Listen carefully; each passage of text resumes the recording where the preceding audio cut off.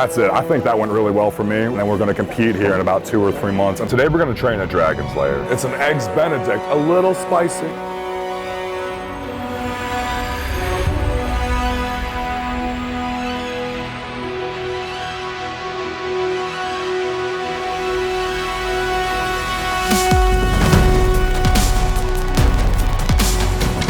We have the new ZMF series I got to write for ZieglerMonster.com. We have the new ZMF Signature Helomix, and we're going to have an exclusive workout for that. The only place you'll be able to get that workout is when you get Helomix. It's going to be pretty cool.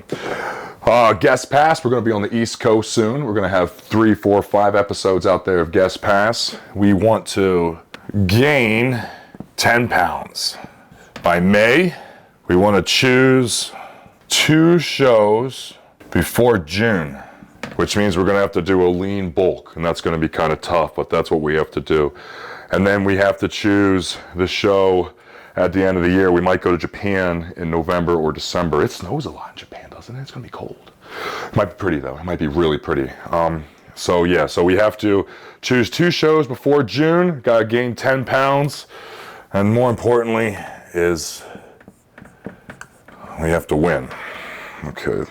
That's our to-do list. We have everything from the life goals to the work goals to everything. So I'm trying to have a big year. I really want to do a good job. I have competed 26 times, I think, in my career, but every time it's mattered, I've always fallen short, and mostly because of nerves and some because of situations and stuff like that.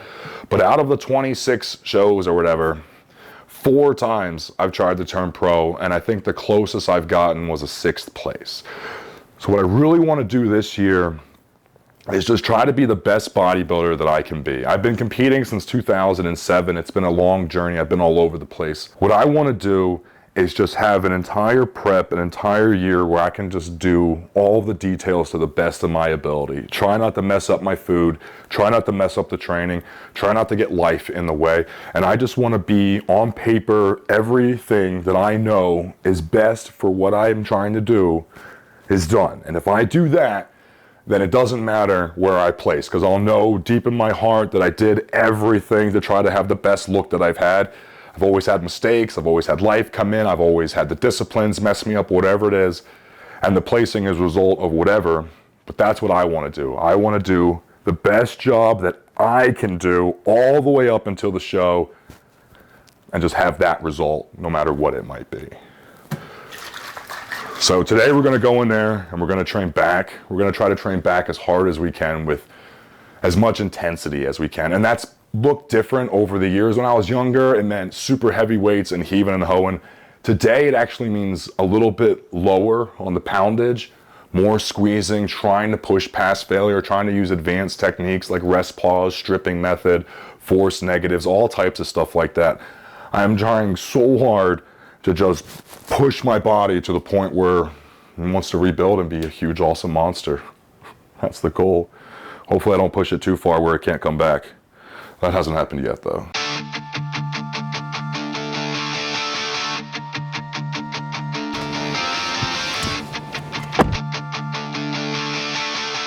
Today we're going to train at Dragon's Lair. We did an episode of Guest Pass yesterday, which is why we're at Dragon's Lair. I used to have a saying when I was coming up to motivate me to train, and that saying was, arms make a bodybuilder, legs separate the bodybuilders, and then back wins the show. People say, what about chest? You'd be surprised, a lot of the guys have rather small chests. They're not, they're humongous. But compared to their arms, compared to the back, compared to the legs, those muscles, they seem to be the showstoppers. As I get older and older, the hardest part is the food. When I was younger, it was easy for me to just slam calories. Gallon of whole milk every day, dozen donuts, boxes of cereal, chicken tenders, steaks, just everything. It was easy to eat 10,000 calories every day.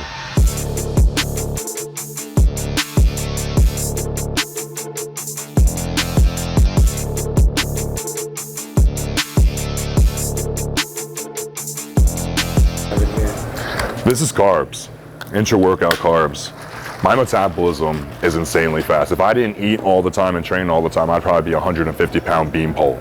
That is my genetics. If you were out there and you're struggling to gain weight, I feel you. I feel you all the way. I've been doing this for 20 years, so increments add up to a lot. But if I miss meals, it's all gone. So that's carbs. I sip on carbs. I slam a protein shake before I come in here. That way my blood is full of amino acids. I sip on really fast-acting carbs during the workout. And then when the workout is done, I throw in another protein shake, saturate it with amino acids again.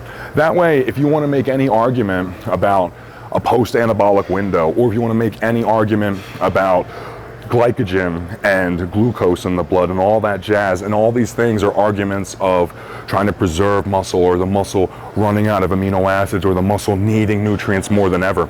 So I just set it up from start to finish with everything it might possibly need. And if it's overkill, it's overkill, but it doesn't affect my workout. It's not heavy in my stomach or anything like that. I feel fine and the pump is fantastic. So for me, it's just a win-win. Just take care of it, fine. If it's true, great. If it's half true, fine. If it's not true at all, well, you know, no harm, no foul. Calories are going to good places anyway.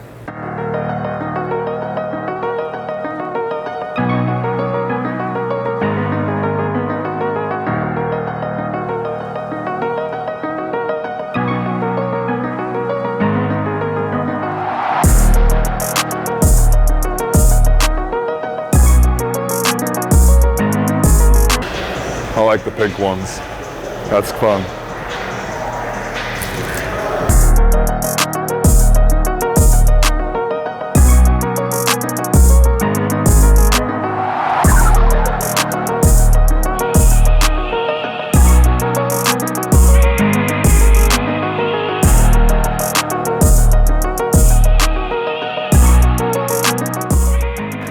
I like to train in the morning or whenever I'm freshest. But that seems to be within the first couple hours of me waking up. So start the day, knock out back, try to hit that as hard as we can. After that, we're gonna go to Hash House at Go-Go. Not only will we have an awesome post-workout lunch, but we do marketing for them, which is a pretty cool opportunity for me because I get lots of free food. So we're gonna go there, we're gonna shoot some videos, we're gonna try some cool dishes, we're gonna make honest reviews on what we like, what our favorite is. But really, we're gonna scrunch down on so much post-workout food, it's gonna be awesome. Then after that, we'll probably have to take a nap. But then we're gonna hit the grocery stores, chores, working on client stuff until we fall asleep. And then tomorrow, I'm gonna do it all again. That's one of the things, it's like, in gym culture, everybody's competitive. And you beef hardest with the people you're most similar to, okay? Because you see yourself in them. When you see yourself in somebody else, it's almost a little worrisome. Because you're like, hey, can I beat this guy? He's just as good as I am at all the same things that I like to do. Maybe this opponent should be defeated. But that's normally your best teammate if you can get past that. Because you guys work together really well. All right, we're about to get serious. Warm up is almost finished.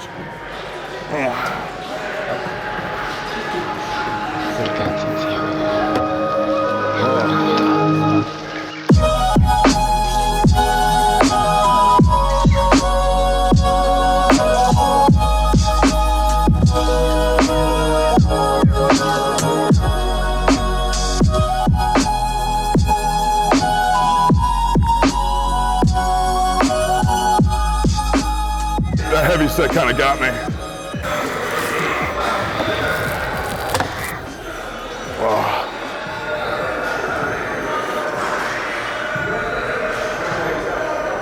I love that move. A lot of people don't like that move, but I love it. So from here, we'll move over to the row machine, and it'll be very similar to what we did here, except we'll be seated, so we'll be able to squeeze a little better, and we'll have the pivot point so we can hold a little stronger as we're coming and not be so loose. That's why I like this. This is the same as an overhand barbell row, very similar to a T-bar row, but having each dumbbell independent and having my body the way it is, I'm able to really get into it, and I'm not confined anywhere. So I'm able to push it with a heavier weight and kind of dig without worrying of messing up my body too much. But now that I'm pretty fatigued back there, when I go over to the machine, I'll flip it. I'll go a little lighter, and use the stability of that machine to be able to squeeze back, to be able to hold it, to be able to pause, and I'll be able to use half the weight, which will reduce my risk of injury, potential risk of injury dramatically. But the pump will be fantastic.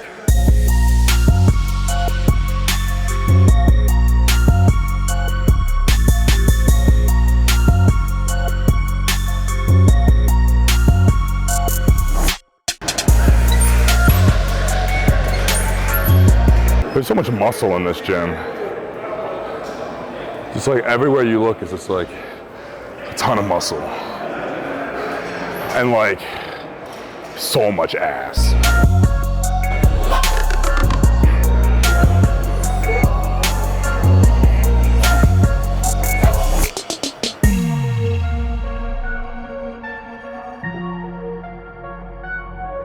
It's amazing.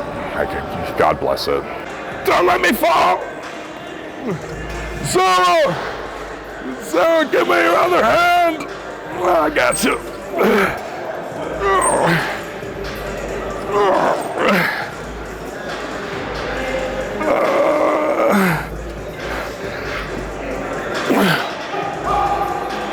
I got you. I got you. Ah, now you fell. Whew. And then that guy, the guy who's in The Walking Dead, he's on the other pillar. He's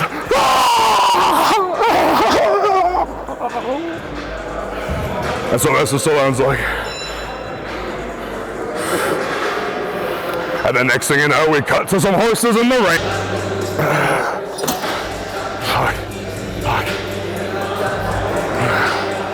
I don't think about the stage that much when I train, actually. I think about other stuff. I think about real world scenarios. I have this one I play out, kind of like an anime, imagine, right? Me and my girl, and we're walking down some alley. My hair's really nice. I have like a suit on. And then some guy's like appears, you know?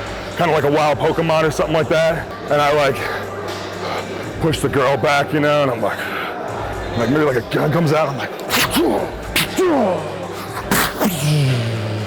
stuff like that, you know? But you have to do stuff, so like the punch would be triceps, chest, little shoulder, the grab, out of forearm, row, you know? Then we have overhead press, and then we have pull over. So it's like, you know, we're training.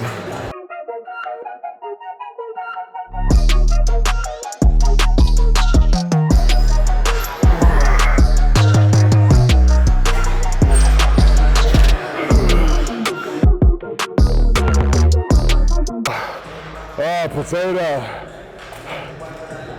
It's good, good potato.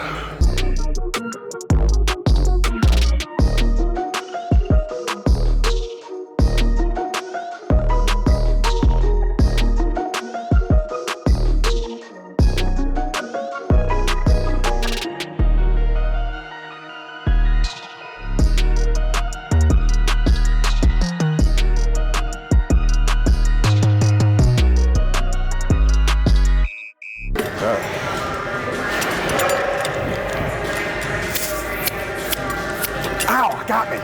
Ah. Oh, I held him wrong. You hold him like this. Woo. Somebody had way bigger legs than me. Wonder who that was. Lord have mercy.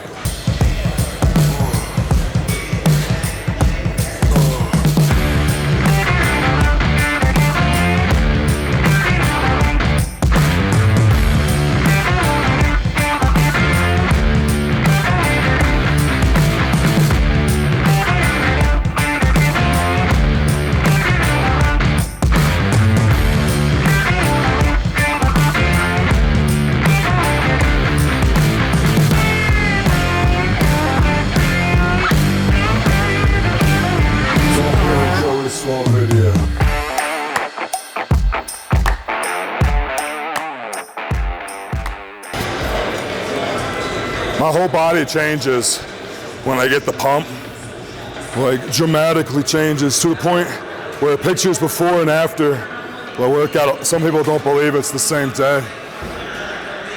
They're like, oh, that's like 4 cycles and 2 years apart.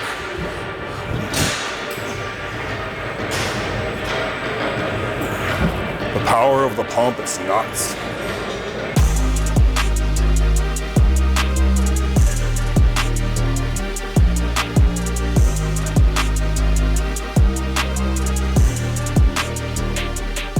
My main goal on back day is to try to contract and squeeze, and that is the hardest thing to do. There's this big precedent, this big idea that you have to move heavy weight to hit your back, and it's actually the opposite. Your back is big and strong, and you have to overload it for sure. And there's always some room for heaving and hoeing, but your back is made up of a lot of different crossing fibers and such. So you can overwhelm it very quickly. So when you go light, and you squeeze, and you take your time to get in the right position, to squeeze fully, and to contract back there. When you go too heavy, you overload. You can't fine point anything. When you go too light, you over squeeze, you lose it again. But when you find that sweet spot where you can get to 5, 6, 7 reps, and then by that 8th and 9th rep, just really be able to work back there and then run out of steam. That's how you do it.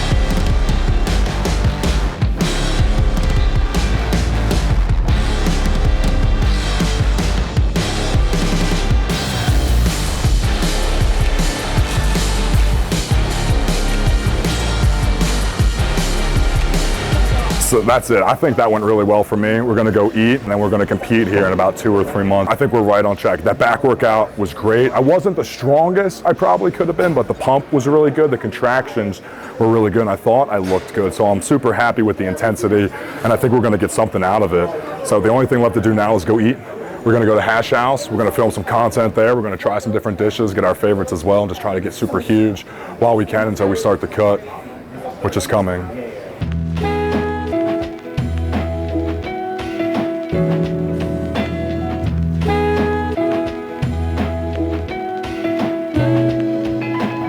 Hash House, Hash House A Go-Go is a local chain. I don't know if they're outside of the state or not, but there's 6 of them in Nevada, and they are known for having big servings. So over the years, there's been a lot of bodybuilders and powerlifters who have made this kind of their home.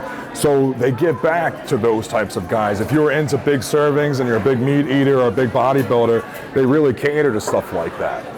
Stan Efferding really likes this place. Used to see Dennis Wolf in here a lot. My favorite post-workout meal is a ton of protein, a ton of carbs, and a ton of fat. It really depends on the timing because I like to have the protein shake immediately after the workout, and that's really just protein. There's a little bit of carbs in there, there's a little bit of fat in there, but it's like a protein dose.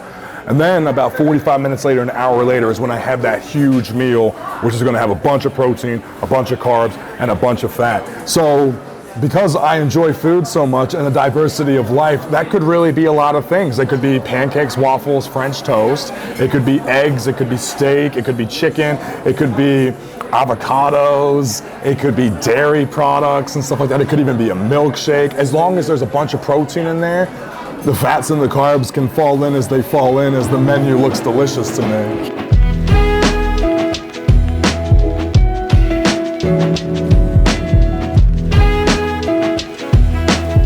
Now immediately post-workout I have a protein shake, but then about 45 minutes to an hour later I want lots of food. But after that it's time to go nuts. Like I was saying, if we're getting ready for a contest, we're trying to get lean, it's different rules, but we're trying to put on muscle. When I'm making TikToks or I'm making social media, my whole idea is just trying to show what I think would be entertaining, the information that I think I would want to hear. I don't try to put anything in there for the sake of the movie, just to make it longer or just to have content or anything like that. I try to get right to it. So I try to imagine I'm almost watching it in real time as I direct and film it, I guess is the way to say that. So sometimes I film a scene and I'm like, ugh. If I watched that and I wasn't me, if I watched that, what would I think about that? I would think this was fast or choppy or boring or not informative enough or blurry. So I just try to think about that stuff while I do it. And sometimes it comes out okay and sometimes it still comes out awful. Okay, yeah, I'll take some of that.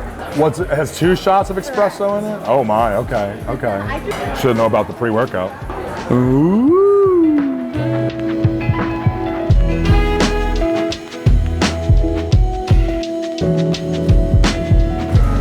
I wasn't joking when I told you guys about serving sizes. Check this out.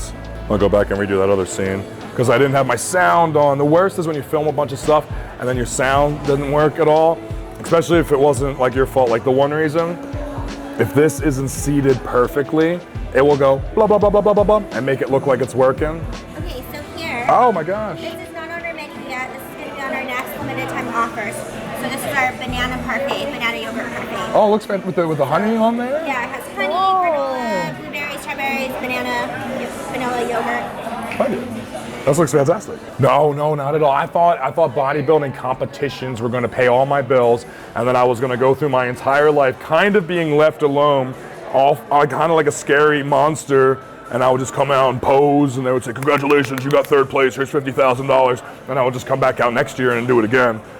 I had no idea how bodybuilding or the world or money or jobs or anything worked. Well, the waffle's good. I like the bacon in there.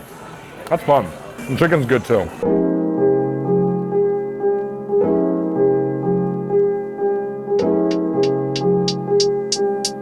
It's an Eggs Benedict, a little spicy.